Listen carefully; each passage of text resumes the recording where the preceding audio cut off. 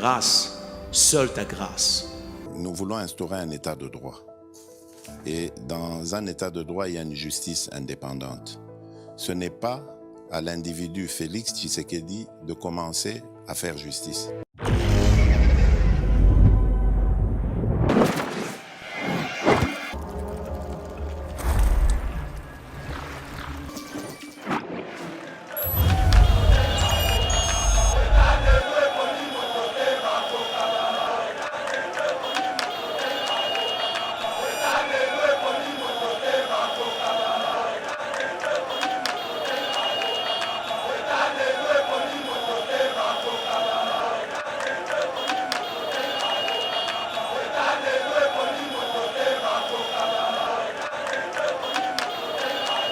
Nde komite awa na parlement ba arme non conventionnelle Ndayishimiye azobeta mwanga chuchu Ndayishimiye aobeta mwanga chuchu awa na parlement azo recruter bandeko na biso bautu nde komite romoni différence à travail tala aner ya Kalev na aner ya papa Jean Hervé Mbelo.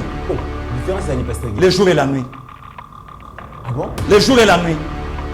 Aner ya papa Hervé le lot tozo tala ndenge bazo bimisa ba arme partout lelo mwanga chuchu osari lelo yo mwanga chuchu oyo parlement ya kulutu Vital Kamerhe et bandaki déjà kolobela parlement dirigé par Aubin Njalanjoko oyo un député azo pointé Matata Ponyo du doigt ou soit molingo aussi sa guerre à STT parce que vous êtes aussi concernés.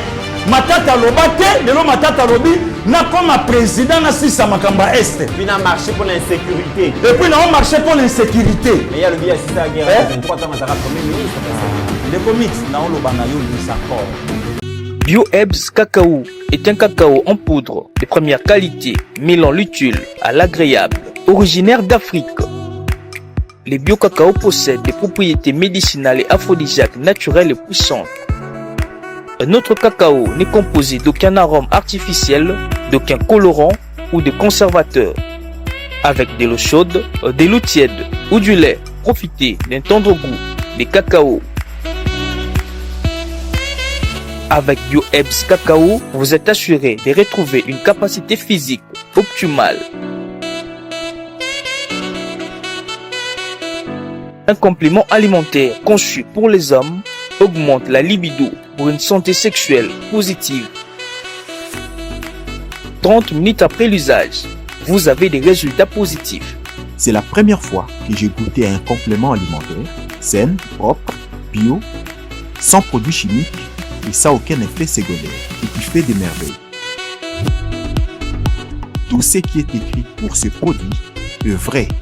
Bien fait et pour le cœur et la morale, lutte contre l'hypertension et le diabète. En tant que médecin, je vous conseille d'utiliser. Et pour devenir distributeur, écrivez-nous sur gemsociety1@gmail.com. Nous sommes aux États-Unis.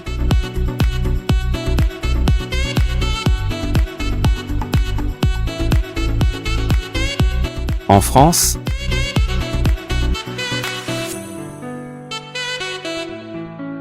à Kinshasa, appelez-nous.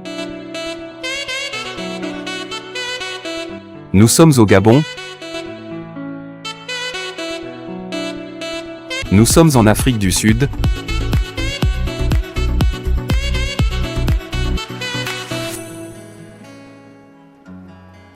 Très heureux de vous retrouver en ces débuts de la semaine, mesdames et messieurs. Merci d'avoir choisi Yeba TV pour vous informer. C'est lui qui a l'information a le pouvoir. En ces débuts de la semaine, Toye Kobetali Solo et la République démocratique du Congo, Tozali Koyoka dépréciation et à franc congolais par rapport à des vies étrangères, Babiloko et Mati, Bazali Koloba de gauche à droite. Le président Félix doit partir parce qu'il ne maîtrise rien.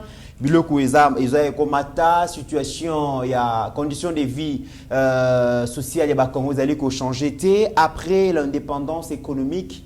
Ou après déboulonnage, j'allais dire, politique, il y a président Félix, mais est-ce qu'il a déjà réussi à déboulonner l'économie qui se trouve entre les mains des étrangers, mais aussi entre les mains de certains Congolais qui sont des traîtres?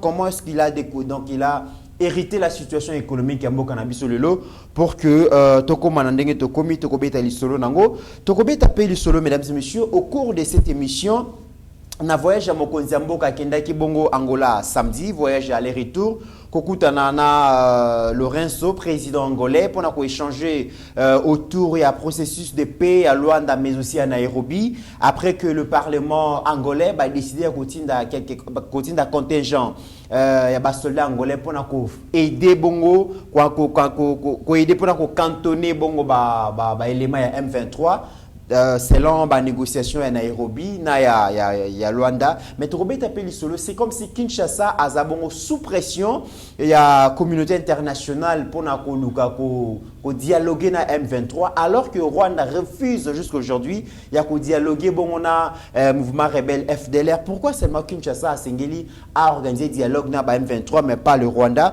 Toujours question il y a est la République démocratique du Congo. Tokobé tapé les solo ya honorable Edouard Mwanga Chuchu, justice militaire et sengele qui ne tient asuka, mais aussi bali oyo dans ba complice au bazali na kati likambwana et sengele ba répondre donc on a ba crime na bango parce que guerre ou meli mingi tangu déjà parlement zalé ko senga ke ba quitter groupes armés ezaki ba black le petit à petit tout ce monde que il y a certainement des Congolais qui ont décidé de trahir la mère patrie pour na ba intérêt mesquin tokolobela yango na kati ya émission oyo tata cardinal Ambongo Besungu alobi que le pays va mal parce qu'il y a certains compatriotes zali kopesa kosala ba promesse na extérieur ba signer ba accord oyo sali kelelo mboke zala ndenge zali oyo likambu ya accord oyo tokolobela yango mais apparemment c'est comme si bato pe ba signer accord tata cardinal pa yebi bango pe malamu africain tarabango.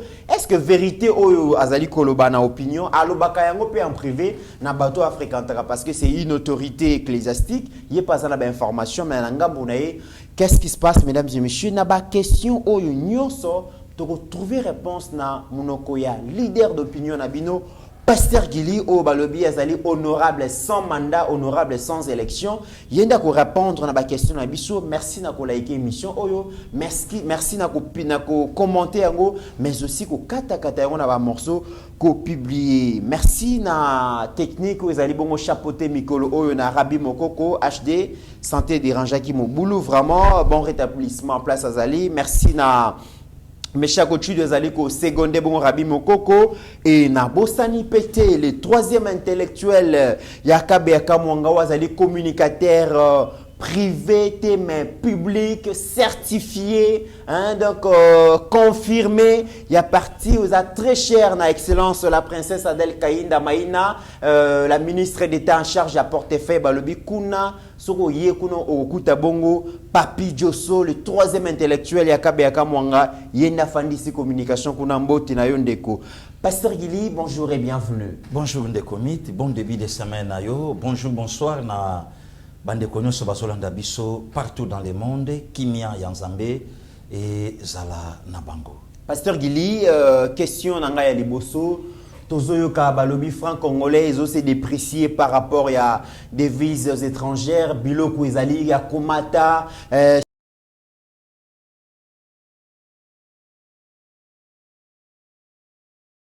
yo zali moko ya ba communicateur ya ba institution de la République surtout donc président de la République Pasteur Gili ce qui lelo ozali ko beta lisolo ya politique Kolobaki Mokonzi Mboka, président Félix a déboulonné bongo politiquement la RDC, a décabilisé l'institution, a décabilisé gestion ya Mboka. Mais qu'en est-il l'économie ya Mboka, Pasteur Gili?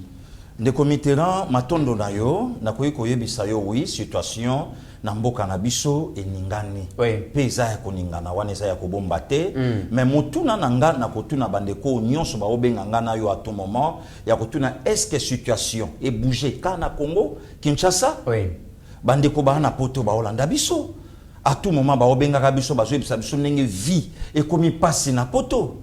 Donc Fachim Taza présent en France. Ne comiteran to vandi awa na Congo démocratique. Toujours on a information en France, bah grève, babilo kebele c'est dit à quoi? Voilà. Et le compte déjà en Afrique du Sud, grève générale. En Afrique du Sud, grève générale. Fachim Taza présent kuna, j'en passe des comités. na bo okota na ba polémique ba mboka mosusu po na cha yo mwa maloba mukie na monoko ndenge to oyambinga ndeko Mitterrand to vanda awa bambule bandi kobeta nzele buka na batu balobi nzele sabo batu balobi il y a 1 ou 2 mois passé mbula ebeta bandeko batindela biso ba vidéo na Windhoek na Namibie batindela biso ba vidéo na Afrique du Sud batindela biso même na aéroport ya Miami oui inondé batindela biso partout et l'ingelo baké bandeko oyo basa spirituel baso comprendre que le monde touche à sa fin. Donc to bandi ja okende na situation ya économie ya mboka na biso mais des comics le temps ba olo baké en tout cas Fachi doit partir, il ne maîtrise absolument rien et patati patata mais situation nini mokonza mboka oyo ndeko comics akutela ki mboka oyo par rapport à la situation oyo batamite mamabe ba olo baké donc Fachi aye aso maîtriser le côté. Oh Pasteur Guy, Fachi a coûté mboka na situation ni. Oh mais ndeko Mitterrand est-ce que économie ya Congo ezana ba congolais ndeko Mitterrand takano lisolo wapi ba société lo kwa ba orgaman oyo mama bimi na ndako akeko somba musuni ya ngombe ya sika ba mama bango ba olo bango viande ya sika musuni ya ngombe ya sika osomba mon orgaman wapi yango la fois passée outobetela biso lisolo to vanda ki awa okene na ba économie du peuple ba papa Lusaki Vana ok osombi poisson ok osombi soso ba papa ki sombe ki akumwisi oko kende ba entrepôt avec ba papa dokolo donc ba biloko ebele soko kote pa na biso na ngiri ba papa Mavivana paix à son âme mon frère David Mavivana oyo donc ti le loto ko kabobosana vraiment disparition na été ba papa Mavivana ba papa Ndombele donc masange ko bunga ngana chuda so batindi biso to zui bourouette toke na mona Ndombele to yebi ke kuna e ko kitamwa mukie to sombi allez o etika liona payi na moto ya bakasa bon ngana makanda o ya Olga biso na to bayina biso kozonga mais est-ce que lelo ezali sundengo wana ndeko Mitterrand na ya babiloko o ezalaki ya l'état ba commerce o ezalaki ya bato ba chaka maboko na bango na makolo na bango na politique te politique à 18 ans et récupéraka babenga ngoni bakota ouais et récupéra bakota ya batu wana bango nde batu bakomi ko sala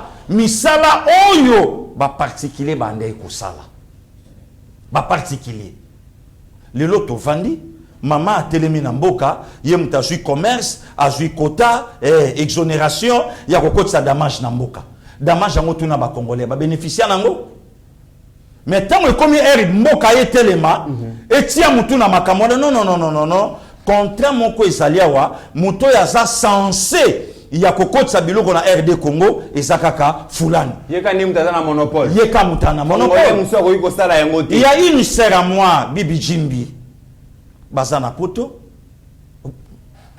domaine na Matungulu na Hollande na Rotterdam réservé na batu do na mutu moko mama parce que ndeko nanga ya mwasi na mukie ya commerce na bandeko mususu moyeba sombe zate puisque katikati ya commune ya Ngiringiri ya bilanga ya Matungulu na Rotterdam réservé na mama eteka makawapi ba yaka pe kotekela biso sikoyo ndeko nangai oya papa Narcisse moyen bakotsa moi conteneur na ye moko to mibale azana poate puisque il faut ba prioriser moto ya sanango c'est ça ndeko Mit yango moni lelo ndeko Mitterrand na ya cathédrale etongami ne sika totuna mbongo euti wapi otekaka nini osalaka wapi ofutamaka combien te wana talibiso te wana basilique tala motema ne ya malamu mais l'exploitation de l'homme parlant sur sa financement bolimbat sur sa financement et talibiso te ndeko Mitterrand yo tuna bandeko nyonso lelo ba Holanda biso bala biso supermarché au pouvoir à 18 ans est-ce que les biso ba congolais na mboko mais pasteur Gilezoka Musangai oyo mboka nini oyo na tongo soko la muki brosse à dents oro utilisé eza importé voilà dentifrice importé ba mai mususu ko to yo salela importé déjeuner biloko nyonso a déjeuner likolo ya mesa importé. Et puis ndeko Mitterrand ya soko landeli yango. Oui. Okoya kokuta kombo ya mutu fulani na sima. Nasima yelo kwa na bazui ba libanais ba pakistanais ba tche bango comme simple représentant. Bango bana ba action na sima. Ya makasi oya kokuta na simo yo ndeko pakala. Oke kuna ndeko fulani. Oke kuna donc soko ke na ba station. Oui. Okoyoka mutaliaka de pourcentage ya carburant partout mutu fulani. Otiki carburant, aucun na domaine oyo ya supermarché, mutu moka sakuna toujours même famille. Toujours même combo. De comme to sal no be monsieur belé awa tolobike. Oui. Après avoir déboulonné le clan Kabylie politiquement, toujours soutenir l'institution président de la République, na déboulonnage économique ya mboka oyo. Pour nous, on appelle on dirait ba dongolomi so ba komi ko tirer ficelle. Oh. Lokola ba onde bazana économie mboka na maboko et sengeli pe ba ko pe ko découla donc ba ko pe ko déséquilibrer économie pour que mokonzi mboka zo charge pasteur. Bon yo yebite de Mitterrand to vandi na 2022 car tant to côté 2023 ba mo dollar et banjo bouger. Parce que année électorale. Année électorale. Et si chauffer population esprit. Année électorale. Hein? To côté pas. Bon, et bandio ningana, casse année électorale. Et permettre au peuple babaye. Le col ambition se vendre à $. Oui. N'engue inflation ça la makato yebité. N'engue ma camion se kenda kato yebité. Le col ambition se vendre à $. Il suffit que gagne match à 100 francs, Fachi doit partir. Donc fakende. Mais ne si quand même tomi tuna. Est-ce que ceux qui bukanga lonzo et si la ka makambo ya $, et non ça la boy. Ce qui contrat ya si commune et ça la respecter les Mitterrand. Et ça la respecter na 3700 km ya ba route na ba centre na ba tout ça. Ce qui contrat ou ça la avantage ya biso et ça la respecter. Est-ce que tu n'as pas vivre ba makambo le loto vivre?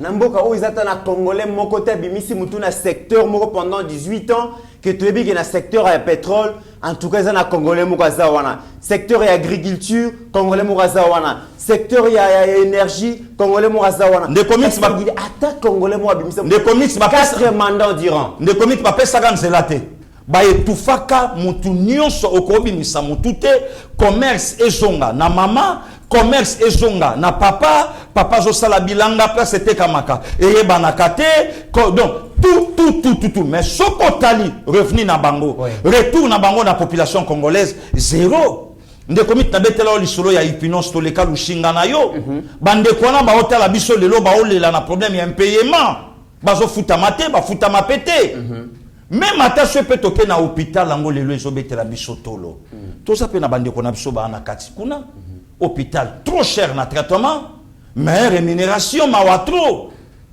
Donc on yoka maréchal Mobutu alobaka l'exploitation de l'homme par l'homme.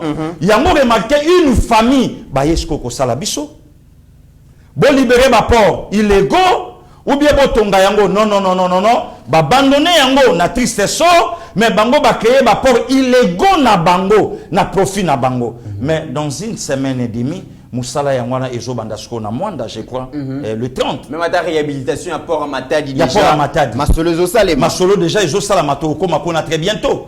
Mais ce que Sorotuni et Lobaranango, il y a 4 mandats. Oui. 4 mandats. Otuni Bango, les Loba Salanin. Na yoka akutu moi slogango et pas les vieux Adolphe Mouzito Fumumpa. Ndakutu botuna ngate nga boebi kedonga na resisa. Oui. Bilan, na tikara $, na 920. Oh, yazana encore bilan yangwana. Yangwana. Donc, ceux qui viennent en Fumumpa, ou bien Batunaye, ou ya nouvel élan, ceux qui ont bango, non. Il y a $, na 920. Mais pose la question. Le 26 janvier, tant Kabila a prêté serment officiellement, $, ils en a combien? Tout na bango. Donc, c'est ça le problème de Mitterrand. Aujourd'hui, Mokilezo Ningana, na France, Bachadis Basakuna, Bakotier Pinda Basakuna, donc, on se sentir que non, Mikili Oyo Yaba, donc, en fait, Yaba, avant 90, et ça soumis qu'il allait loter. Et ça soumis qu'il allait loter. Mais, au hôtel, on a Bambo Kawana, Bao s'en prendre na présenter rien que ici. Oui. Na bato amité mamabe, na bato bandoki. O pe ba ibi que situation za bombote, mais to chaka makelele potola tsafachi ber. C'est ça. Ça c'est très bien. Ok. Et puis naïbi que batouana ceux qui va accéder na pouvoir bon bah quoi accéder ils ont fait 4 mandats. Mais des comités Bazala qui n'a pouvoir, qu'est-ce qu'ils ont laissé comme des traces que les lots total atta par rapport. Des comités oebi lelo nazo yoka pasi na mawa. Donc quand nous y a mis na plateau, nazo yoka pasi na mawa. Lelo batu ba obeta li solo il y a dollar et mati vipasi. Oui. Mais ba congolais ba koki ko s'en prendre été na mutoyo a escroka ba frère nanga na lingaka mingi maître Papi Josso. Troisième intellectuel a kabe ya kamwanga. Mute escroka bango. Siko question nanga na ngaka na tuna maître Papi Mokoto okutana na ye. Deuxième nani? Ngapena comprendre raté. Ngana bika troisième intellectuel a kabe ya kamwanga. Quoi lequel a biso ga l'esprit? Premier na yebité. Siko mukonda na okutana maître Papi na rotuna ye kaka. Siko deuxième ya la nani po yo troisième. Quatrième place à la raté. Quatrième pas la raté. Donc à ce que ça biso ga bongo. Ah. Ouais ba philosophie. Siko nde commit mutu wana kenda akosa bande konanga ya kabe ya kamwanga. Dans 24-36 mois, vous aurez le courant. Et souka na malobate, l'État o yabiso. Mbongo ya ba contribuable congolais ba bimisa misolo na bango banje et sombama de comité na ya banje wana na bénéfice en particulier ya bande konanga Kasai en général biso nyonso ya momo na betela ko lisolo ya la qui na besoin makambo na te ya la na besoin ka ya candidat numéro 3 de comité ba piétiner banje oyo ekokaki réhabilité barrage à Katende, Miba, Baboko la Moussango, Bapietinango. Le comité Souki Wanate, le lot contrat chinois avec M. Gérald Lingete, IGF, ba vérité nyo sondenge batuana, ba salabiso, ba bimisi yango. Il fallait quand même population tellement. Marche à mounene ya kafuka kwa to vanda tolo ba non matata. Si soir nanu makelele na yo ya candidat président de la République na décembre 2023. Moïse Katumbi, si soir nanu makambo na yo, Mama Olive, tika nanu bitambola tambola na biloba loba. Oh, pesa ki bitambola tambola na biloba loba. Na biloba loba, biloba loba. Toyeba nanu vérité na makambo si commune. Katumbi vient. La Kisabiso dispensaire pendant 8 ans en tant que gouverneur, il y a le Grand Katanga. L'exception dispensaire. Oyoyo, Otongi na Katanga, dans son ensemble, des comités zéro. Oh, maintenant, je le sais. Mais nous sommes on a pasteur Guy Franck Diongo Alobi et Sengeli qui créé un front commun contre le président Félix. Mais Bazan a déjà. Parce que Azan a l'impression comme si l'élection est le matin, c'est comme si le président Félix a un glissement. Alors, Sengeli qui va Congolais, Basangana, Basa la front mongo anti-Félix Pasteur Guili. De commettre une distraction pire et simple. Distraction. Pire et simple, mon cher. On a zo kana monoko apuluto Franck Diongo. Distraction. Mais Basa a déjà un front commun. Il y a Zawapi Lelo. MLP son parti et Zawapi. Alors, il y a un front commun. Tant que MLP parti na yende comité ranaya, bazu ba cotisien on ensemble. Et ça front commun. Tant que Martin Fayoulou, Matata Pono, Moïse Katumbi, Bassali Marche, et ça font commenter. C'est ça les problèmes des comités. Donc moi je crois que même il est là, il fallait même Matata, viens un peu. Aux candidats, en décembre 2023, oui, le peuple congolais a besoin de moi. D'accord. Tout le monde est au peuple d'ailleurs, au commissariat trop. Mais est-ce que au Kokina nous est là, justice a fait nos dossiers sur l'affaire Bukanga Lonzo. Comme ça, total à mon amour, toyeba ndenge nini ekoyi kopia biso. Comme ça, toke nango. Moïse Katumbi yakananu, toyeba. C'est aujourd'hui, les lots, na 21e siècle. Et na quel pays? République démocratique du Congo. Un pays au cœur de l'Afrique, un géant. Hein? Qu'un journaliste, ndenge moko na yonde konanga, donc a joué vraiment à tweeter rien que pour un dîner. Parce qu'il est peut-être dîner ou dîner. Laissez-moi m'expliquer. Est-ce que ça est dîner au Didier Baye avec Sarah au Fragabiso à chaque fois que tu m'as. On a dit ce qu'on ne vient pas, le comité Ranaya. Mais ce qui est président naïe, oui. Aïdaka bandeko nanga ba katangé c'est katangé.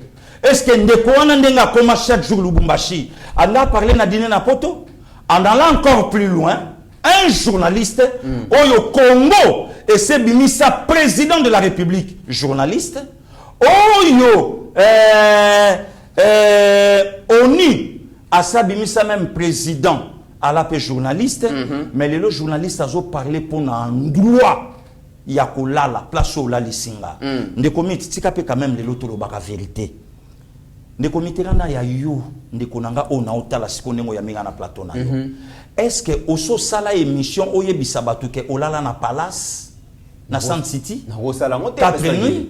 Est-ce que bande konyo so ba olanda biso? Est-ce que ba na ngo besoin? Ce qui te lobito banda ko la ki sa ba place oyo to voyage à pasteur Guy. Mais vous allez des gars, yo moko tukutu na mona na yoka journaliste moko ya mwasi. Ouais, voilà. Asali la biso vidéo pour la qui sa place à Zolala. Na yebate ke ba hotel ango bana classe ba yaka puis bano ya miki. Bana classe ba yaka ba vacances na bango place wana. Mais les journalistes azo tweeté pour remercier président naye pour un dîner. Tala. Pasteur Guy, tu es dans malem pasteur Guy. Journaliste. Oui. Remercier président naye. Azo remercier président naye. Journaliste faut à la lettre, il faut au milieu du village. Non. Comment journaliste a commis la coloration politique pasteur Guy? Non. Est-ce qu'on a moka na biso za la lisusu? Ezali lisusu te. Te boza ko tanga na misapi o lelo bosa musana no commissaire doit. Oh pasteur Guy. Mais na zo ibsa yo. Boza ko tanga journaliste militant. Nalobi militant, merci beaucoup de comités. Militant, il y a parti. Azo remercier président Naye pour offrir dîner. Yoka ke plus loin. Na ndua moko aussi mythique. Oh, les comités, vous êtes de grands. Ola na palace et sika oyo Michael Jackson alala. Ba image bimate. Et sika o Nelson Mandela Madiba alala. Et si Oyo Eddie Murphy a été travailler un prince à New York, au lala au déjeuner on a 4 nuits au Betelangoli soloté, sans parler de la place monsieur Oyo Leka. Tala la médiocrité, Donc les journalistes wana à cause de biloka kolia, ndazo bunde la milaka comme après ça Congo. Ça c'est grave. Oui, à cause de l'okakolia, oyo ba pesiye, yango azo mouiller costume. Akofinga régime tenengeni. Yango azo telisambe bona rouge à lèvres. Oh, pasteur Guili. Pour un dîner, talandenge corporation ekiti, c'est que les lotos zo pesa papa Alexis Tambo Mwamba raison de minable. De minable. Pour na dîner ba sombio. Mais yango na beteli solo. Vous êtes de grands. Ne comité là. Yo, Israël Sango Mokonzi, Maître Christian Bosembe Lokando, Stéphane Balamwange, vous êtes de grands. Pour na dîner gaga. Bato yo boleki na ifacité, mais grave. le lobo ça la fierté. Oyebi batu boni ba fingi Sango, oyebi batu boni ba fingi Israël. Poka galoba ki 10 000 $, quoi? 100 000 $. 100 000 $. Et ala gimbonga poche à l'icolo. Mais, Azana a parfaitement raison. Ya olobango. Ma béni na loi qui en a 100 000 et zambo ma poche à awa. Na journaliste azo tuté rien que pour un dîner. Est-ce que ndekolanga Israël nenga beti batour na state? Asa zongi bona to benganité. Donc nenga beti batour na state. Il fallait pas ya banda ko tuté na lali na endroit moko aussi mythique, dîner, patati patata. Voilà, corporation. Tu veux comprendre comment donc le lozomona nenge ba te belé, ba se ridiculiser. Nakamwe ko tout en zolo ba ke non journaliste à la connaître. Nakamwe. Donc tala niveau ba kitisi. Donc ba bomi biso mental. Oui. Pour journaliste à remercier. Mais pourquoi pas mon kolomilatra kendaka ko plaider et pas ba tata naye amemaka été pourquoi? C'est kuna zala makambo na il bango. fallait journaliste on n'a pas tweeté. J'ai accompagné mon président, il y a parti. Tant voyez kolele pas ba père naye parmi bango congolais zate. Oya yebisi bango lobi bo sala par tous les moyens tala ba congolais batu balinga te na mokili ba olinga ba fundanga partout po bakanganga et puis ba congolais balingi te na koma mokonze pa na bango po tata na muyuda. Il fallait journaliste lekiwana a tweeté p. Voilà de flatteur. Un responsable, un polygame, père de plusieurs femmes. Oh, pasteur Guili. Père de plusieurs femmes, mari de plusieurs femmes. Oh. Moubali Abassi Belé. Moubali Abassi Belé. Mais tala sikoyo, azo Twitter rien que pour nabilo kwa kolia. Un aventurier de mauvais goût. Parce que tala niveau, oyo ba komisi biso. Ta niveau ba komisi biso. Bato ba dirija kabiso. Ne komi tant to lo baka 18 ans. Ezalaka Kabila te. Kabila kendaka plus loin. Soy na lai na 15 bons collaborateurs. Nde na réussir, nde na changea mboka oyo. C'est que parmi 15 oyo ya zangaka, matata pono oyo azoluka koma président Congo, azalaki parmi bato Kabila luka ki ba aider po abongisa mboka. Katumbi oyo azolinga akoma président Congo, azalaki parmi bato oyo Kabila zangaki po babongisa mboka. Le président Adolphe Muzitu azalaki parmi bato Kabila lukaki po ba aider à réussir mandat. Mais Pasteur Guili, opinion le président Félix nous a amené des gens, des chefs couleurs, des gens non expérimentés, de quoi diaspora, outil poto, travailler nulle part, tondis na institution. Alors ils ont senga que normalement ils senga qui m'ont causé à travailler bongo na bato basa expérimenté. Les autres moni vague ya na habité na bengango ceux qui vague ya déplacement. Il y a des collaborateurs à Joseph Kabila vers l'Union sacrée. Est-ce que Pasteur Guillet, Izali Pekobangi Sabinoté, les gens qui ont détruit le pays hier, aujourd'hui, on se baille les sous-sous, ko kanga, ko inondé, l'Union sacrée, est-ce que va abandonner déjà le système Yakabili pour baya cause à la rebaptiser dans la vision dans la vision du président Félix? C'était notre souhait de quitter Kabila. Mais est-ce que va se reconvertir, Pasteur Guillet? Wana se repentir vraiment. Wana eza point oto komanango. Oui. Wana eza point de comité ranaya oui. Oyo to komanango. Mais na parler na likambu oyo batu banda oloba ba shekulaire. Oui. De comité na kende nango vraiment, na kende nango. To vanda awa ba interpeller maître Didier Boudimbo. Oui. Ba interpeller maître Didier Boudimbo. Yo yebi leki na biso oyo alaki en exil. Ah, aventurier, un chekouler, patati patata. Oui. Bonabo. Mais aujourd'hui na gouvernement, il y a union sacrée. Ce que ça na ba ministre oh lelo ba sali fierté. Il y a président de la République qui a confiance. Maître Boudimbo anakati. Et Kamusingai, Sengela Itozela, un certain Didier Boudimbo, pour tout le monde qui secteur, il y a hydrocarbures, gazier, ezalaki pe na babiloko ebele bouillie. Toye bangote. Est-ce que lelo oyoka ango chez couleur? Donc moana esili. Moana esila. Oui. De komi to vandi bato beti ba masolo ebele va comprendre qu'il n'y a rien. D'ailleurs, quand même, tu es informé, c'est comme si on dirait déjà Kouloutou, André Alain Atundu, il est pas sali traverser. C'est comme si on a Hollandi. Voilà. A basculé à ça déjà dans l'Union sacrée. A sali traverser. Voilà. Problème est ça. C'était aussi notre souhait dans notre émission. Est-ce que vous avez bangoté?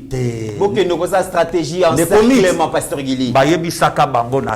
Ou soit vous avez pouvoir. Respectez le président Félix, c'est lui le chef de l'État.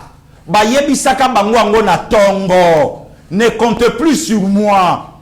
Je suis la personne à plateau de comité. Oh, que Kabila ne vous calcule pas. Donc, le comité rang. Mais mais comment voulez-vous mettre papi koutou l'anniversaire na ye leki lobiawa aye koti ke la biso mo eloko komela mais l'anniversaire mi balé leki ya mutu bo saleli mes ayete azawa bo saleli mes de comité ezalaka une fois. Yo le 30 avril, moi ton frère le 2 mai. Oui. Donc to kaboni kaka na jour moko le premier na kati. Donc ezalaka 2 fois té na année ezalaka mbala moko. Mais muto yo bandeko basaleli misa basengela ye pa ya Nzambe aumela Nzamba pesa ye mikolo minike na sena moi Nzamba pambola ya kende liboso ayebisi bino lo sambo na bino na koyate. Est-ce que Moutabongo a bien en considération? Pasteur Guilina habité. Tant que Joseph Kabila a pouvoir continuer. Oui, in the commit. Kabila peut-être a pouvoir éviter Rosongela, les sous-soutés pour attirer la chance sur la tête. Mais Batou, Oyo Bazaï entouré, c'est comme si, comprenant Peka Kabila. Kabila c'est comme ça qu'il a monté. Oh, c'est comme si ça la rappelle à boule c'est comme si dans le dernier discours il y a Joseph Kabila. Merci le soir à ça on a pourquoi le 23 janvier. Le 23 janvier OK le 24 à et puis de comics n'a complété yo kaka nenga zo silisa ko sala discours wana akepa ya mutale akati yesu ki na mandefu. C'était un message. Toi avancer dit. Toi avancer mythe un message. Un message. Message on zala nini susu biso to yebite pasteur Gili. De commit. Tant wa salika discours, je laisse le pouvoir ni regret sans remords. Voilà. Après mbala moko ake. Biloko so Congo etiki epe singa na longoli yango. Voilà. Oh, na yaka na bokonzi mande fute na kobima pe mande fute. Na yaka na bokonzi suki na se na kobima pe suki. C'était ndenge na yela ki ndenge na obimela. Ndenge na yela ki ndenge na bimi.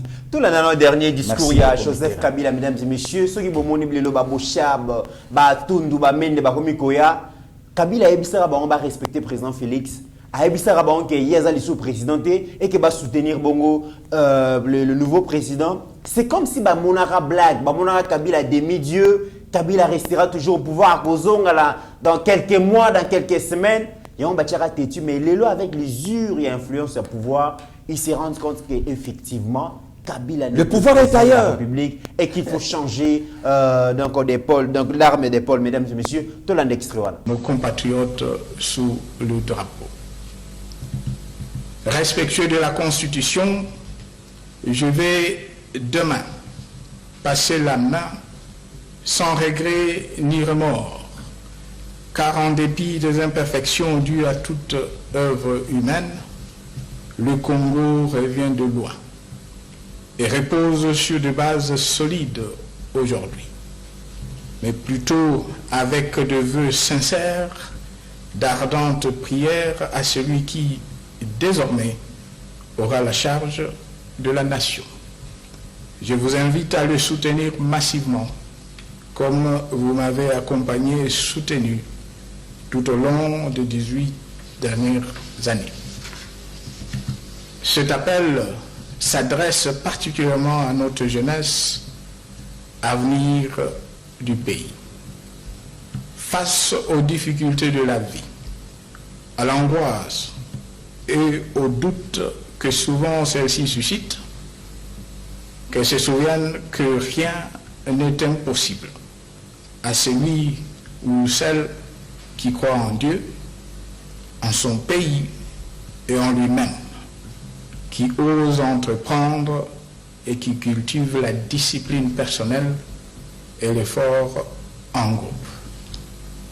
Pasteur Gili Toti Golanda, dernier discours, il y a Joseph Kabila, avant à transmettre bâton et à commande. Aujourd'hui, les kabylistes se rendent compte que finalement, ce n'est plus Kabila. Kabila comprenant qu'il était entouré par des aventuriers. Oh, Pasteur Gili, les éminents professeurs. Nazo yebisa yo. Professeur et belé on va aventurier. Kabila yebi bango. Kabila joa ki bango pour ba aider et puis pour ba aider Congo. Mais et sali que Kabila nde mutu a aider siko bango. Donc à rendre bango faible, facile à digérer.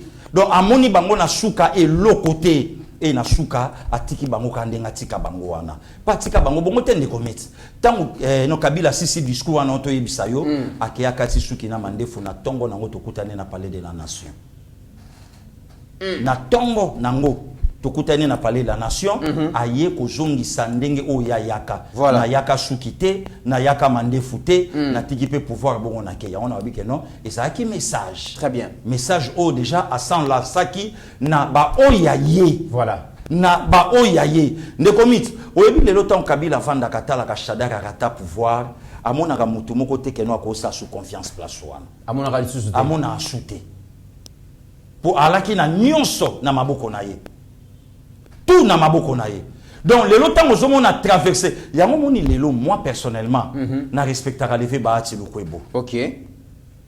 Oya joa ka courage na FCC. Ya kotika navire amona ike navire oyo ezokene mabe.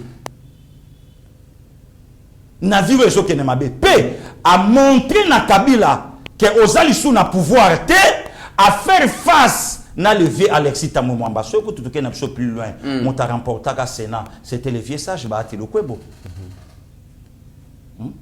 donc moto remportant ngo yalaka nango ye et alaki déjà message à kolobake Kabila za populaire les souté Très bien. Ndekomit. Au fur et à mesure Kabila Fandi, au moni Kabila travaillé maté, Kabila saleli mabu jeunesse na été. Kabila a eu pouvoir na 29 ans.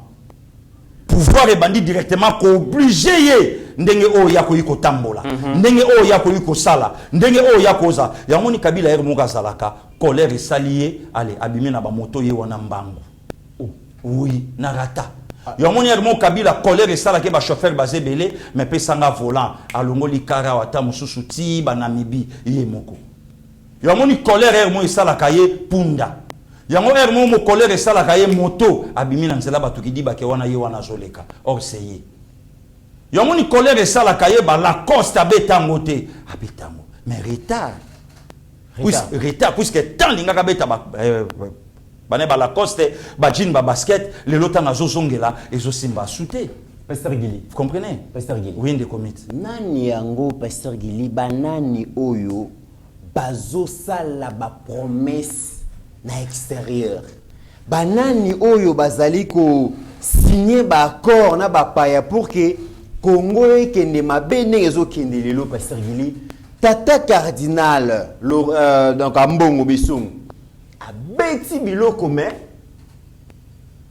aboyi kotanga kombo ya mutu mais libanga bato balandi libanga place ke balobi c'est comme ça zolo la régime actuel balobi c'est comme si président Félix azo sala ba promesse na bato libanda azo signer ba accord na ba ennemi ya république et ba congolais ne bazali ko futa les pots cassés yo lobi ni Pasteur Gili yo polandaki intervomeli wana ya tata cardinal na mes oh, nalai na messe. Vous avez une messe? Biso déjà donc caucus ya ba député catholique. Oh, tozalaki.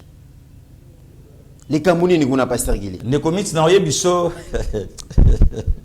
Na oye biso lokomoko tika tate piscopo fa na ekimia. Afanda kimia. Tate piscopo eloko ka na sepeli alobi yango moi ndambu ya bako citoyen ba compatriote na biso bazo signer ba accord na ba paya mais tate piscopo bi bato ba signer ba accord na ba paya Ayebi tate piscopo ayebi bango très bien Ayebi na ndenge mais oui tate piscopo ayebi Pasteur Gili mais bon yo ka zita mu tate piscopo alobaki alobi ke moto alongi maponomi Martin Fayulu mais tate piscopo ngala ki biso ke ba accord o Martin Fayulu a signaki yango lelo biso to soutenir Martin Lobinini, une fois élu président de la République, je vais réorganiser des élections dans 2 ans au profit de qui? De ses maîtres. Ne commis tant que tu as par lobby que Batubazo signé Bakor. Mais on a raison pour le bango. On a raison pour le bango. Toi, on a démocratie. Est-ce que Tata Cardinal a maîtrisé la politique Makambo a préféré à Kenako suyer toujours lié très sain? Oh. Tata Piscopo Akenda n'a lié très sain. Ya kolobake moto aza censé akopesa biso espoir na mboka boyoka yemoko nenga lobi d'ailleurs mboko esekufa nango. Est-ce que chef de l'état lobaka bongo ya mona lobaka loke esala tate piscopo mingi lokuta abukiso lokuta Pasteur Gili aussi siko parti o ya lobi mais bato ba signer d'accord mais tate piscopo na moto o ya o soutenir o bato nyonso ba yebi il y a une vidéo de comité là o yo to yoka bisote bandeko nanga ba combattant ba IDPS ba jaleliste te bandeko ya ba paya oyo ba yebi comment ba fabriquer mutu moko na ba clause que une fois lelo yesoka comme président de la République mais tate piscopo a raison un professeur d'université secrétaire ya parti monko oui azala clair ya kolobango de foskitoko mbongo na biso ensemble te mutapesa Moïse Katumbi te mutapesa mbongo na biso euta et pas ba paya et pas ba occidentaux et pas ba multinational Pasteur Gili oh ni comité lobi makambo mibale Katumbi fabriqué on a besoin à cause ya libanda ouais Devos kitoko reconnaît Martin Fayulu que mbongo oyo bango baswa ko basala élection euta libanda basala campagne à l'américaine oui ezala ya ba congolais te ya ba congolais te ngaité ndikoki mbongo oso bo remporter élection esengeli ezonga mbongo kute ko zonga te nini ba kopesa retour à Congo Rabi Mokoko soki to ko tala 2 vidéos wana merci de commenter merci beaucoup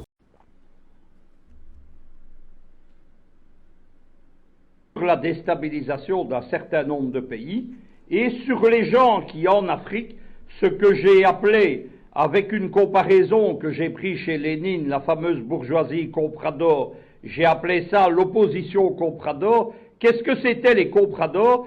C'était du temps du colonialisme portugais à Macao, des Chinois qui acceptaient la domination coloniale portugaise à condition de garder une part de l'économie et du commerce.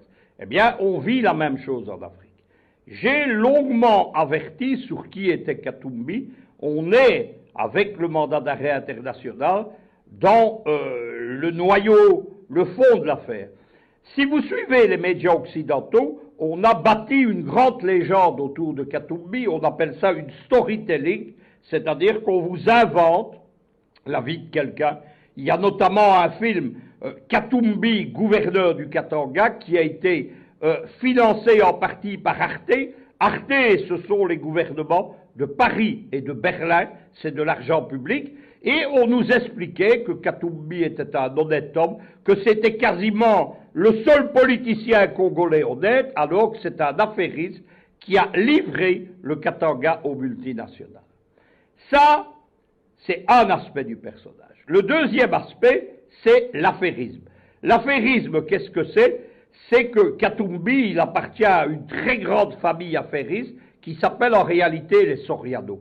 Lorsque vous fouillez dans les dossiers Katumbi, vous voyez qu'il est détenteur de 3 passeports différents, avec 3 nationalités, et que dans ces passeports, il ne porte pas le même nom. Il y a notamment un Moïse Soriano. Qui conclut les contrats? Soriano, Katumbi, Katumbi bis, on ne sait pas très bien. Troisième chose, Katumbi, c'est le choix d'un scénario politique. C'est l'homme qui a été choisi dès les années Obama, le fameux sommet USA-African Leader, nous sommes à l'été 2014, il a été choisi comme l'homme qui était chargé de dégager la cible principale de ce qui est devenu le printemps africain, qui était Kabila.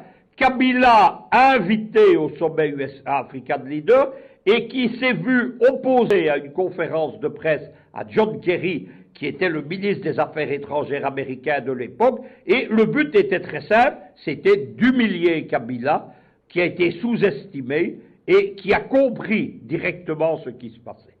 Que devait être Katumbi? Katumbi devait être le candidat unique de l'opposition. On a, mais les Américains ont l'habitude de le faire, surestimé sa popularité, et on lui a bâti les moyens de ses ambitions politiques. C'est-à-dire qu'il a été pris en main par des réseaux américains, de l'administration Obama, de ce qu'on appelle les vitrines légales de la CIA, de George Soros, ce sont toujours les mêmes gens, et de l'OTAN. Il y a une fondation qui est l'Atlantic Foundation aux États-Unis, c'est la principale fondation de l'OTAN aux USA, c'est elle qui a parrainé Katumbi. Katumbi, qu'est-ce qu'on a fait? On lui a créé tout d'abord une ONG puissante.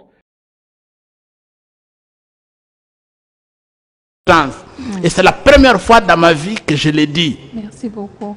C'est la première fois dans ma vie que je l'ai dit. Lamuka a été financé dans son ensemble par les partenaires extérieurs. Alors, ce n'est pas Katumbi qui a financé la campagne de Lamuka. Ce n'est pas Mbemba qui a financé la campagne. Lamuka a eu un financement pour la campagne électorale. Il ne faut pas que les gens tombent. Si nous avons un financement et qu'on dit que toi, Katumbi, prends l'argent de notre financement qu'on a eu, toi tu vas louer l'avion, toi tu signes et tu présentes au peuple les reçus pour dire que c'est toi qui as loué l'avion, c'est de la malhonnêteté pure et simple. Katumbi n'a pas donné l'argent pour louer l'avion avec son argent.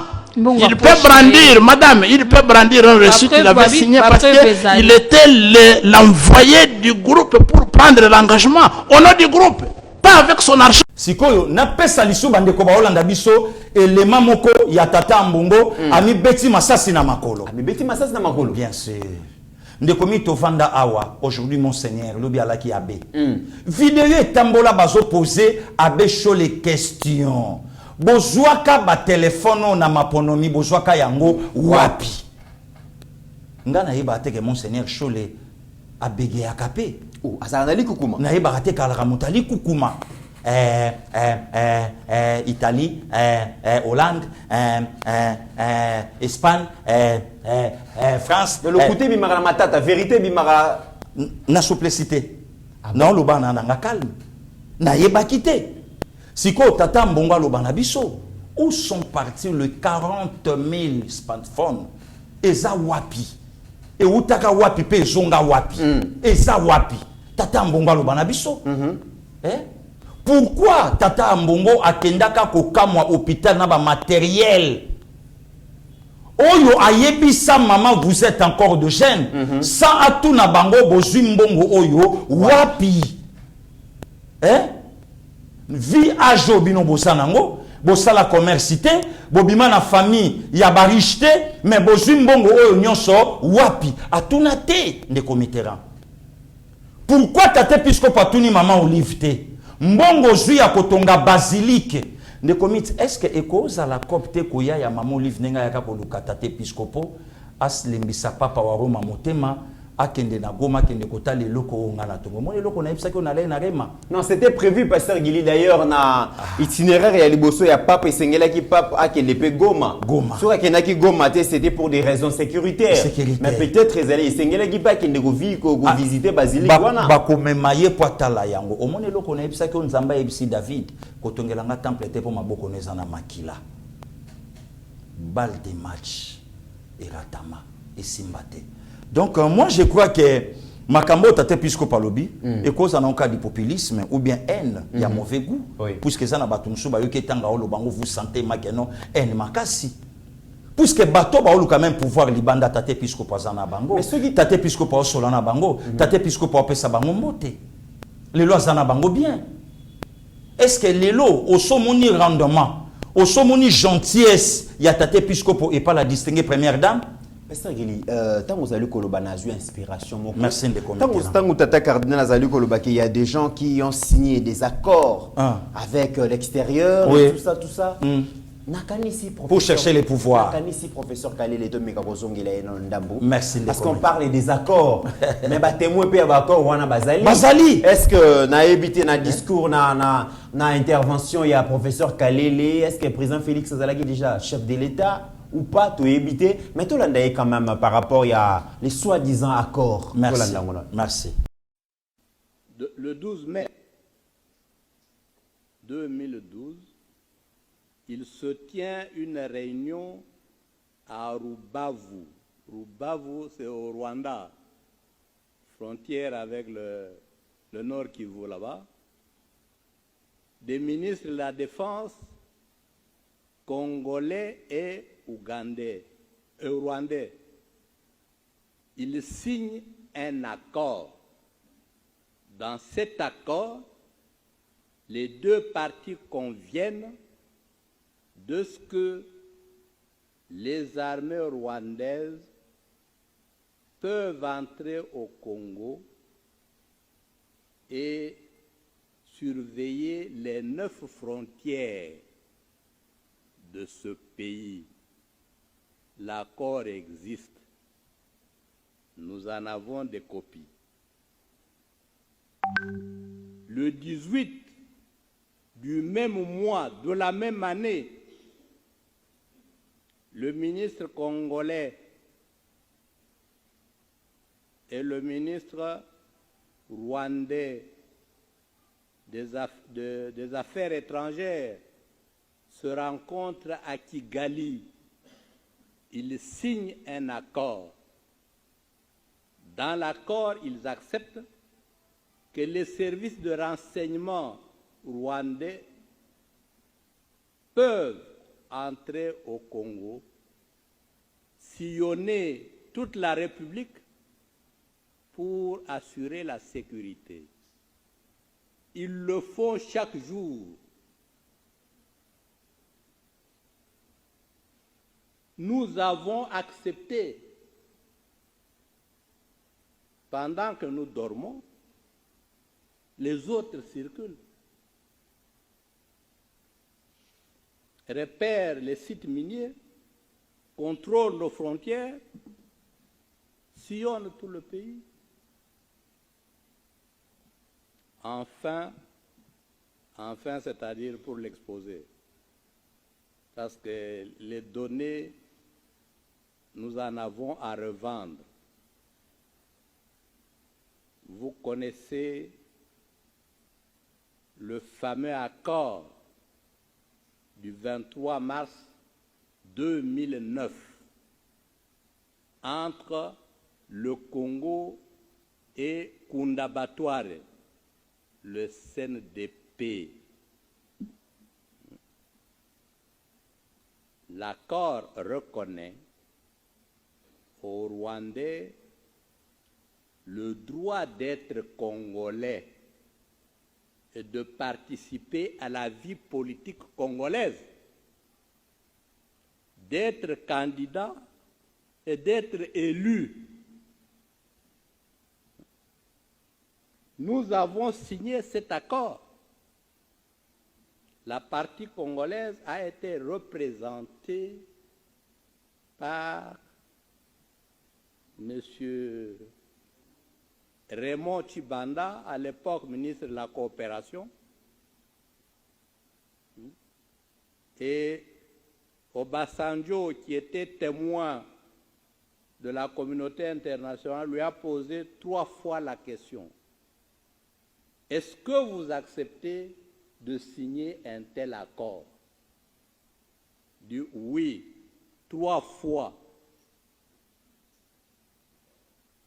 Obasanjo a réagi, votre pays aura des problèmes. Pasteur Guileto, tu vois les professeurs Kalé, les Marmazali Koloba, ça remonte dans le temps. Oui. C'est pas quelque chose d'aujourd'hui. Oui. Mais pourquoi seulement pique na régime? Kasiamo na lobi na yo. Ndekomit na kobetelo le Solomon lelo e kamoso.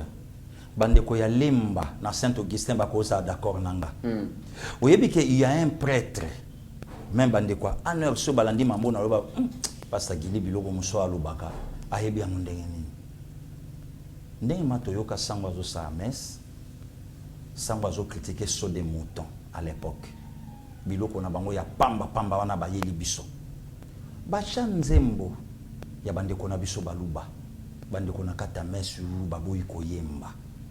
Na Saint-Augustin na lemba. Ah bon? Bana lemba bayebi na dimanche mukolo oyo na oluba. Donc ndenge na omona donc yalaka dimanche na tongo na première messe.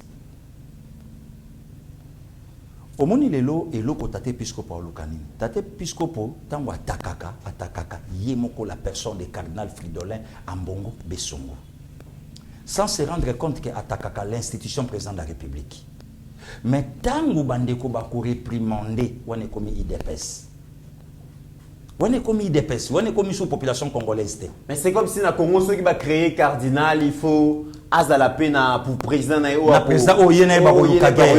Malheureusement c'est qu'on époque na ye. On parle de Malula, on parle de malheureusement c'est qu'on époque na ye mauvais choix puisque muto ya zo bundisa za muto wana te. Na banda ko loba ninde comité. Est-ce que au somona gentillesse ya cardinal Ambongo devant la distinguer première dame?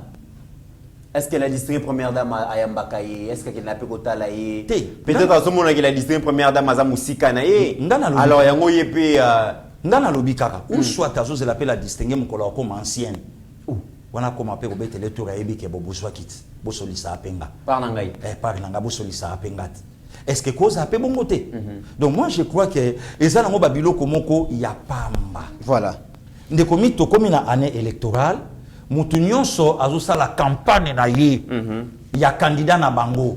Est-ce que lelo tate episcopo azo kanisa régime passé akoka koloba makambo ya bongo pasteur Kofoyebi alobaka na ye ma BPT lelo tate episcopo akimi na ba accord a pensaka na mémoire ya bana bato makile tanga na église centre catholique côté Thérèse Kapangala le 21 janvier 2018 Rosichi Manga Mukendi, le 25 février 2018, a pensé à la lacrymogénité, a pensé à la masseur violée, na STT. Tate Episcopo a pensé à la Luc Nkoulou Laté, le 10 juin 2018, calciné, Nanda Kunaye, a pensé à la bangote. Il y a cardinala, mon konzambo kauti libanda, kotimbo kanato.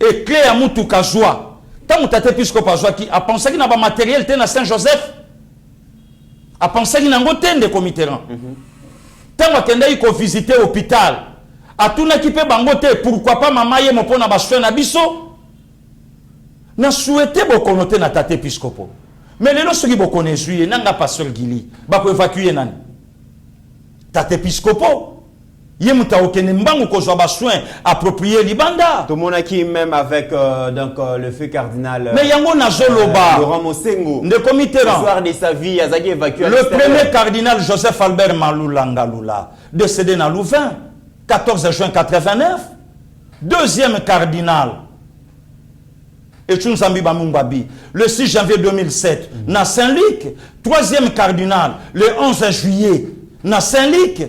Donc, Engelo Baké, Bango Baza censé y a traitement libanda alors nous autres. Mais pourquoi pas Botunaka Batouana te? Tant que cardinal azo kamwa matériel, tant azo kamwa appareil, azo tuna eyaki na moyen nini. Mais pour n'entatuna eloko e cause appel hôpital à Kitambo. Hein? Et cause appel hôpital à Kitambo. Pourquoi cette hypocrisie ne comité Ranaya? Pourquoi cette hypocrisie? Aujourd'hui avec la distinguée première dame. Prise en charge dans sa fondation, il y a bande konabiso, il y a une maladie à SS. Donc, le bango te quand même, bravo. Depuis maman Antoinette Tilelo, hein?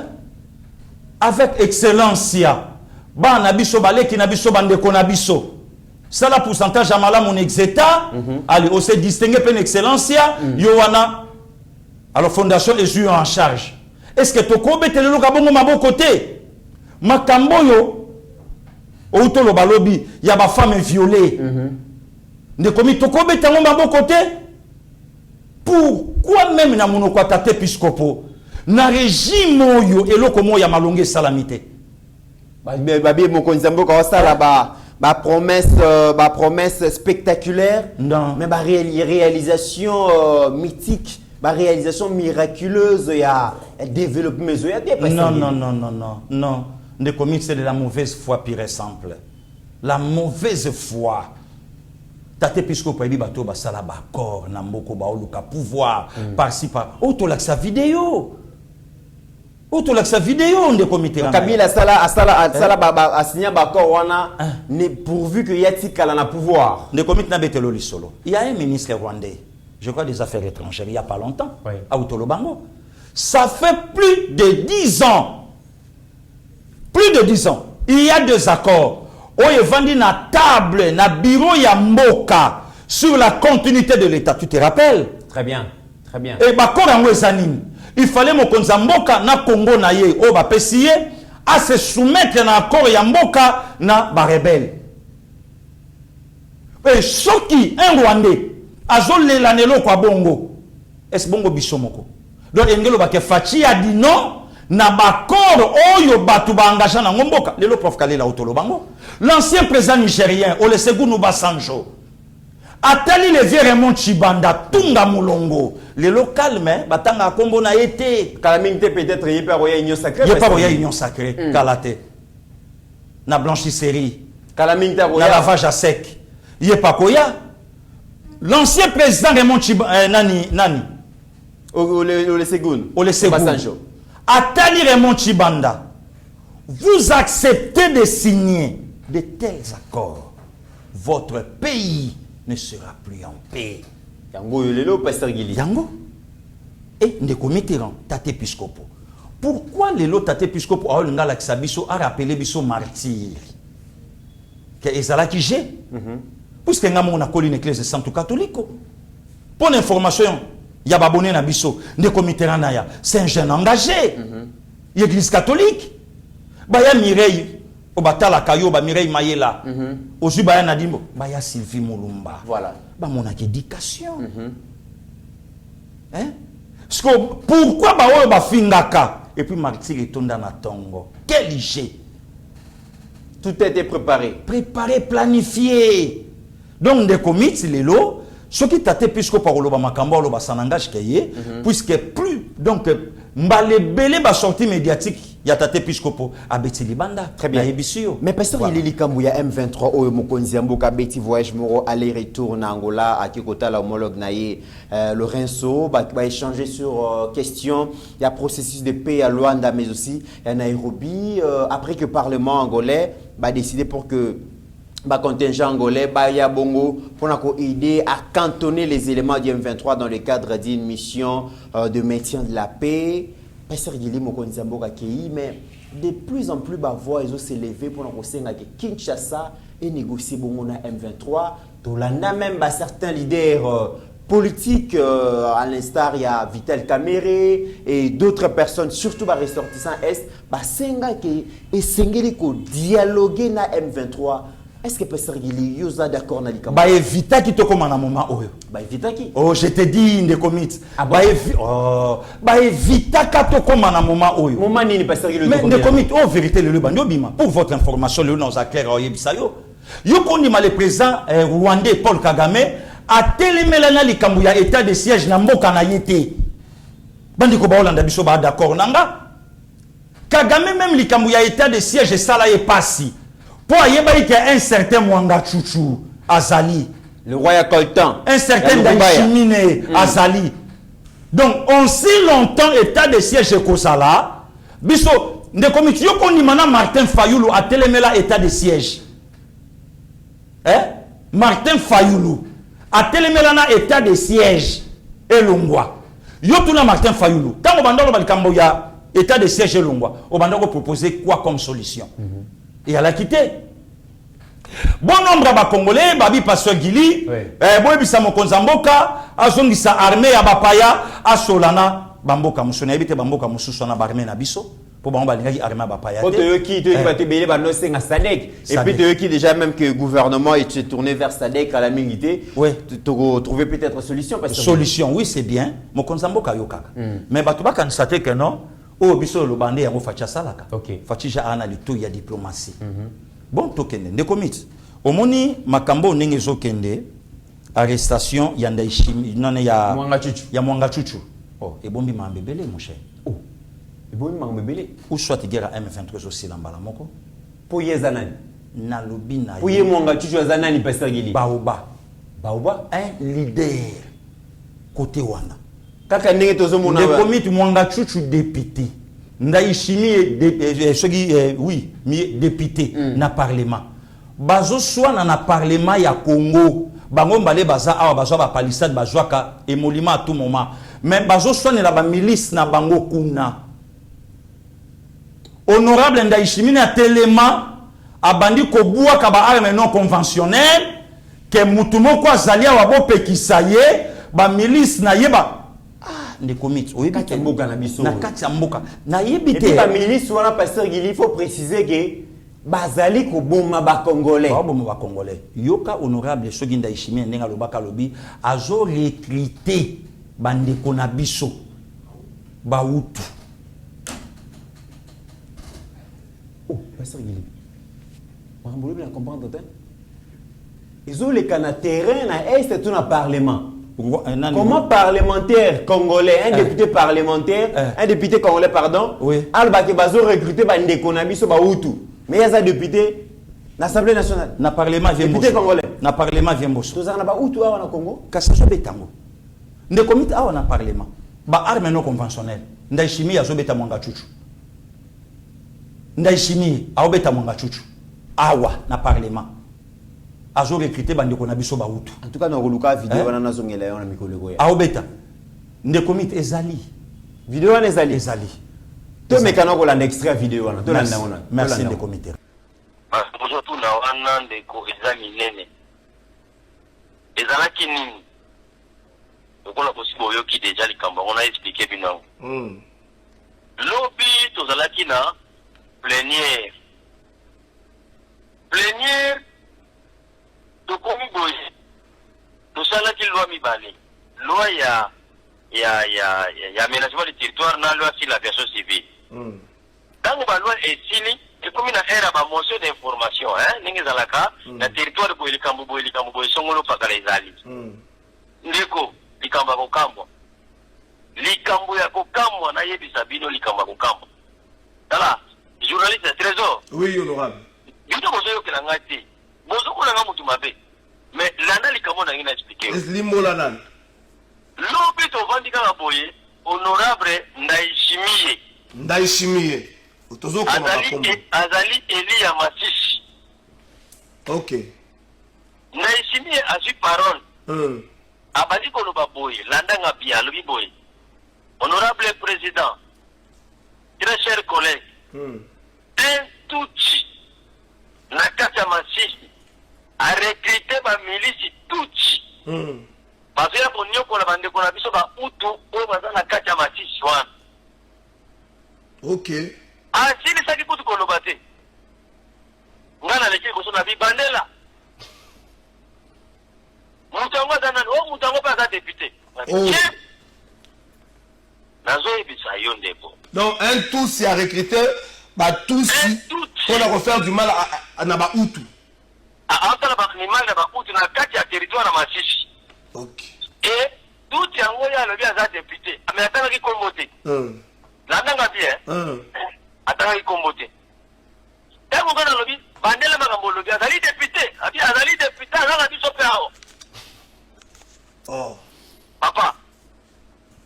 Nasu to kaka boy. Honorable Mwanga Chocho. Honorable nani? Mwanga Chocho. Mwanga Chocho. OK. Honorable Mwanga Chocho atelemi. Président, parole. Allez, parole. Ozola nanga? Nazo yo kayo bien. Honorable Mwanga Chocho a vu parole à l'obinine. Président, aga Utu, a recruté ba Utu. Parce que vous avez minéré quoi nangai, c'est-à-dire bazan dengen. Masisi wana zana ba minéré belé, bazwa mutana ba kare minye na ye. Chikola bato ba chakuna ba do ba una ba kare ba milis. Boye kenga la mutu zana ba milis la kenga la bilanga na ye, kenga la diapor na isika na zila ba minéré. Chikola ba milisi ya muninga ake kwa atake, ba milisi ya muninga kuna po, bapo la ba muninga ma place. Nzambika ka kwa luzulu. Ndé chikola place na moya ya bosone la wapi na parlement. Siko tango yo silika bongo bandeko no ba député ba osani. Les 497 ba osani. Faut juste que la bozaka à 3 bozaka en action. Yo kana ebisa yo. Yo kana de ngai. Tango na yo ki mwana tutu honorable mwana tutu a tomboki. Ngana leki liboso na bi monsieur. Bili ko ko sesa ba vantira. Donc makambo yo batunde ko nga ba zo kufa na est. Donc bili de do ba mili chwana. Ni ba tuna di président. Président Bosso na di président. Kata ni masolo solo ba kuna ni mutu ba no pesa président li solo na di kata na président. Apa ndela ko ba makambo solo. Mais oui collègue reprenez. Tango ba di ko yende yesko yo mwanga tutu alobike na isimi yende na ba rebele. Azale na ba mieli ba ke kwa take ba limba ko de presse nationale ka azo ba minere na yi. Donc bazo fundana na lingwala. Na lingwala bazo fundana. Donc na misi ya peuple ba journaliste ba zaikwana. Siko ngata muna tiliki na keko zwa kande sale nganja mbalimbi sangai boyili bisanga bino ba journaliste kande sale ngana zwa tiki na bamba bao. Siko otombo kana tombo ngwana Honorable Mindule, Bertin Mindule. Voilà, Pasteur Gilito Landi, effet sonore, wana. Oui. Wana honorable Ntingi. Ntingi pour nous. Azo solo lazo. Eli afuna mwana mayele. Oui. Voilà. Ndekomit. Sko okobo ya guerre à 6 jours na Kisangani ndenge nini. Rwanda na Uganda babunda na Kisangani na cimetière ba Congolais. Rwanda na Uganda babunda na Kisangani guerre à 6 jours mais cimetière ya ba Congolais. Na parlement yomo yoki honorable Ntingi. Bazo betana honorable Mwanga Chuchu sali réaction. Ndeko Mitterrand. Oyo nyonso ba corps fallait tata épiscopal loba. Brassage na mixage. Yangoyo makamboyo. Mais tata épiscopal so préféré a passé na outre. Donc a ke lobane makamususu na parlement. Donc tant le président Bosso a parlé na likambo a quitter les groupes armés. Tant Jamal Kabunda Bandako parlant à quitter les groupes armés, le lot à la conséquence. Même armée Loba. Même armée Loba. Même il y a des députés au bazar. Aujourd'hui, Mwanga Chuchu Osare, bravo! Ne commit, nazo continuer à prier na agence nationale de renseignement sous la direction de Papa Jean-Hervé Mbelou. De comité une différence à travail. Tala aner ya Kalev, na aner ya Papa Jean-Hervé Mbelou. Oh, différence d'année pasteur Guy. Le jour et la nuit. Ah bon? Le jour et la nuit. Aner ya Papa Hervé, le lotozo tala, ndenge bazo bimisa ba arme partout. Le lo monga chuchu zari. Jekoko Makala. Frank Diongo Makala. Ah bon? Moïse Katumbi Libanda. Ça c'est grave. Aner ya Kalev. Ba combattant de Pascal Sine. Bana poto muta mekako yawate. Kolo mwasi ayata la mwasi na ye bazwaye na njili au pied d'avion bala moko prison. Prison pied avion zonga poto. Kocha lisu makolote. Aujourd'hui voleur volé. Oh, lelo na osa l'émission na parabole de commit. Aujourd'hui les voleurs est volé. Ouais. Par son petit. Ah. Ka vieyo liaka manga ozo seka, liaka manga oseka. Ah, le roi yopo bomba maritika nga pena meka manga. Yena ko meka manga na ko lia na mukokoli. Liba vous avez un problème. Voilà. Vous avez femme d'état. Voilà. Tala ndeko Mitterrand. Lelo yo mwanga chuchu oyo parlement ya kulutu Vital Kamere et bandaki déjà kolobela parlement dirigé par Aubin Jalanjoko. Un député a pointé. C'est grave. Matata Pogno dit doigt. Ou soit Molingo aussi sa guerre à STT. Parce que vous êtes aussi concerné. Matata Lobate, le Matata Lobi, n'a comme un président na si Samakamba Est. Puis n'a marché pour l'insécurité. Et puis n'a marché pour l'insécurité. Mais il y a le biais si ça guerre 23 ans, Mazara Premier ministre, Pasteur Guili. Ne commit, n'a olobanayo les accords.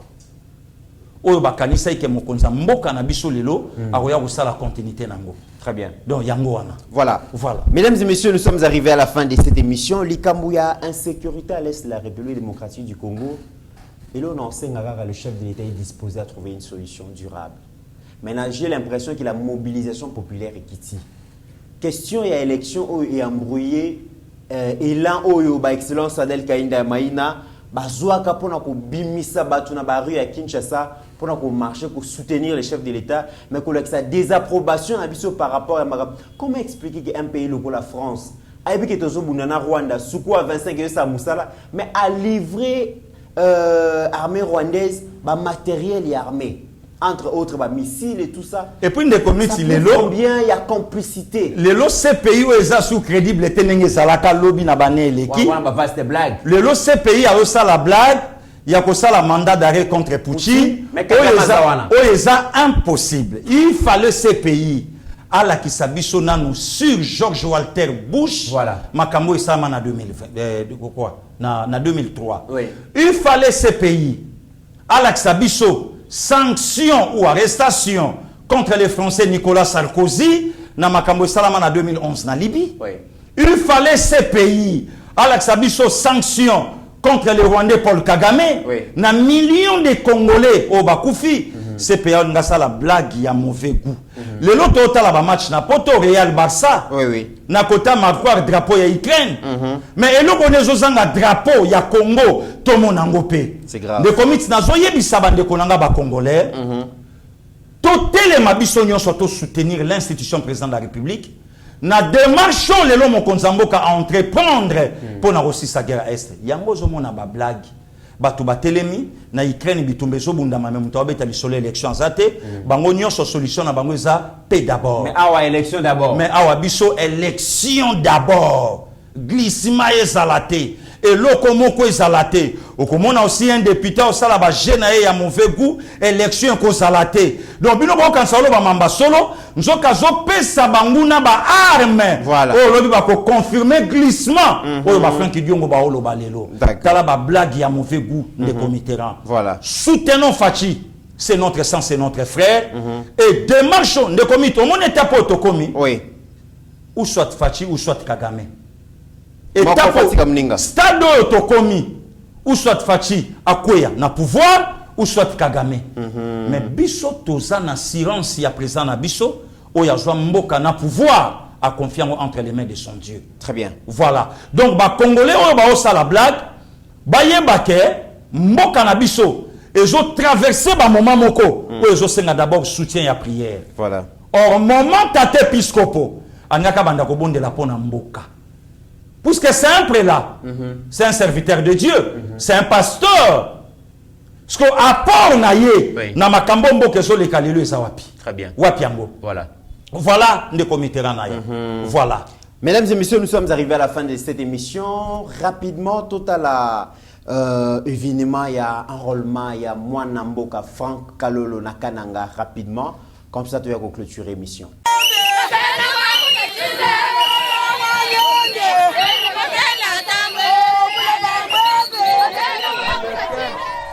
Vous êtes les rejetons de Kalola. Kalola, Mwenji Kalola,